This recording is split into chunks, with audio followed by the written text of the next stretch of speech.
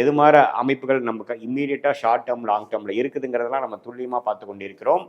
அந்த வகையில் இந்த வீடியோவில் வாழ்க்கையில் முன்னேற, அனைத்து விதமான நோய்களுக்கும் தீர்வு பெற, மன அமைதி பெற, தம்பதிகளுக்குள் அன்பை மீட்டெடுக்க வசியத்தில் சிறந்து விளங்கும் ஆஸ்ட்ராலஜர் மற்றும் ஹீலர் ஹேமா அவர்களை அணுகவும். கன்னி ராசிக்கு ஜூலை 2025 எத்தகைய ஒரு மாதமாக இருக்க போகுதுன்னு பார்க்க போகிறோம். அதுக்கு ஃபர்ஸ்ட் டைம் நீங்கள் நம்ம சேனலுக்கு வரவங்க மறக்காமல் சப்ஸ்கிரைப் பண்ணுங்கள். ஸோ தட் தொடர்ந்து நம்மளுடைய வீடியோஸ் உங்களை வந்து அடைந்து அது மூலமாக நீங்கள் பலன் பெறலாம்.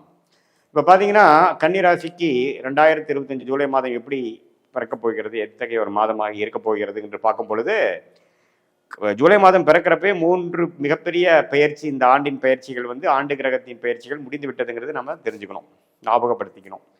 மே 14ஆம் தேதி குரு திசையும் ராகு கேது திசைகள் மே 19ஆம் தேதியும், சனி பயிற்சி வந்து